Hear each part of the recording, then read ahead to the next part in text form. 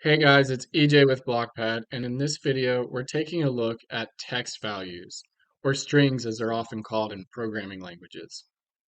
Now, to create a text value in Blockpad, it's going to be different depending on if you're in a formula or if you're typing directly into a cell or a field. So inside of a formula, you're either going to use single quote characters or double quote characters at the beginning and end of the text.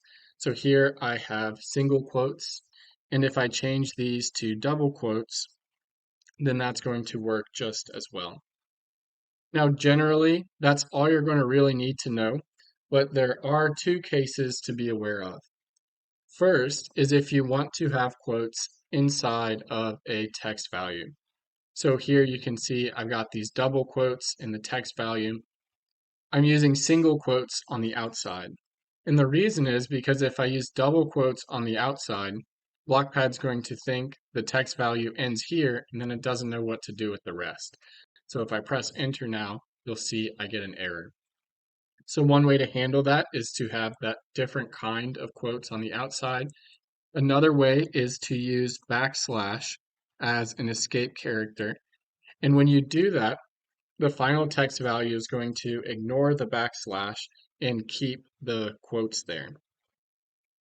Now, because backslash is an escape character, if you want to actually have backslash in your text value, then you're going to need to put it in twice. So here I have double backslash. If I were to just put it in once, I'm going to get an error. So I'll press Control Z to undo that. Now, in a cell or a field for a text value, you're just going to type the text in. So you can see if I double click here, this is just text written in. There's nothing real special I have to do. So similarly, here with these double quotes, I can just type that right in. And also with the backslash, I can just type that right in. Something to know about cells and fields, though, is that if you type in a number, then that's not going to be treated as text. It's going to be treated as a number.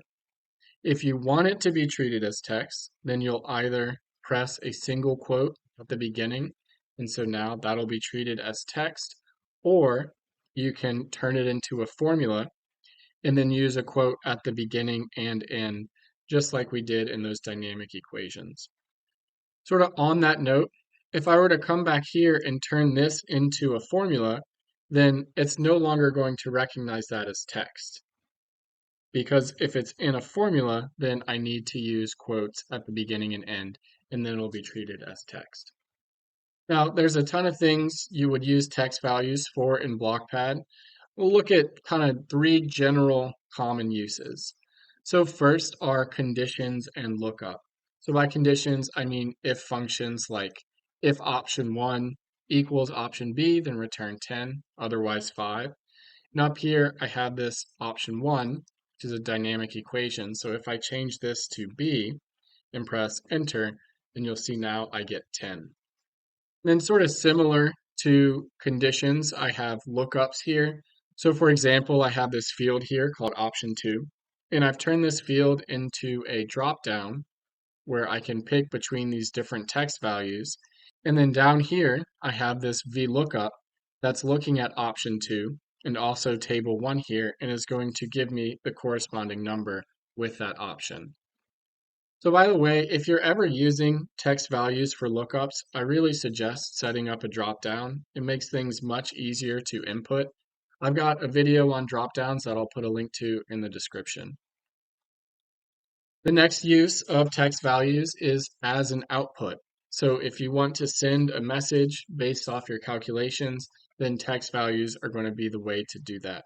So here, as a just real simple example, I have length equals 8 feet. And as I change length, I can get different messages down here based off of my nested if functions. So if it's 28 feet, it's too long. But if it's 18 feet, then I get the message that it's okay. And then lastly, a very common use for text values in conventional spreadsheets is to modify or combine text like this. And you can also do that in Blockpad. We include most standard spreadsheet functions with text. So for example, here, I have a first name and last name, and I'm going to combine those in such a way so that I get the initial and the last name. Next, let's look at manipulating these text values. So first up is concatenation, which is just taking text values and sticking them together. So here I have part 1 text value and part 2 text value. Now to concatenate these, I've got two options. First is I can use the plus sign. So here I just say part 1 plus part 2, and then those get combined into this combined text value. The other option I have is the concat function. That's going to look pretty much the same, except at the front I'll have this function and they'll be separated by a comma as inputs, and it's going to do the same exact thing. So just one more concat example. Here I'm using the concat function to combine this text here of A and a space, and then and B. And I can also do this with the plus sign. So if I get rid of that, I'll get rid of that comma and put a plus, get rid of that comma, put a plus, get rid of the parentheses, and then that's another way to do that concatenation. Next up, I wanted to look at a few text functions. Now, Blockpad has a lot of these text functions, and I don't have them all listed here. I'll put a link to the full list and how to use them in the description. But here I've got some of the most common ones, and I just wanted to go over them real quick. So here we have left, right, and mid, and all of these functions are going to return a piece of text or substring from a text value you give it with the location you provide.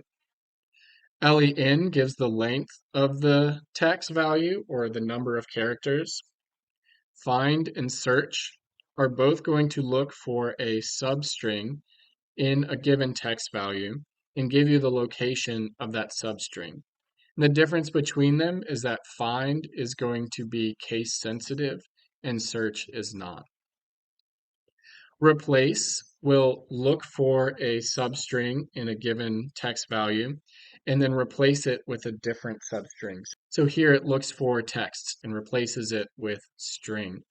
Next, trim is going to remove all of the extra spaces in a text value, and then upper and lower are going to make the text value all caps or all lowercase. So that's all I had to cover with text values, but before ending the video, I wanted to look at an example file that has some practical uses of text values. So this example file over here is our pipe flow rate example, and I'll put a link to that in the description. And I wanted to cover two things specifically. First here, I have my option to select what fluid to use. So I have all of these different text values to choose from. And when I choose that, my kinematic viscosity and density update, these are using a VLOOKUP function that looks at that selection and looks at the fluid properties spreadsheet that we'll take a look at now. So I'll go over here and look at fluid properties. And here I've got all of my fluids listed just as text values. Like I said, we're just going to type it in and we get our text value. Another way this file uses text values is as an output. So here I have this solver section where I'm solving for, among other things, flow rate and Reynolds value. Now flow rate is what I'm really looking for here, but all of these equations are only valid if our flow type is turbulent. And that flow type is going to depend on the Reynolds value, RE here.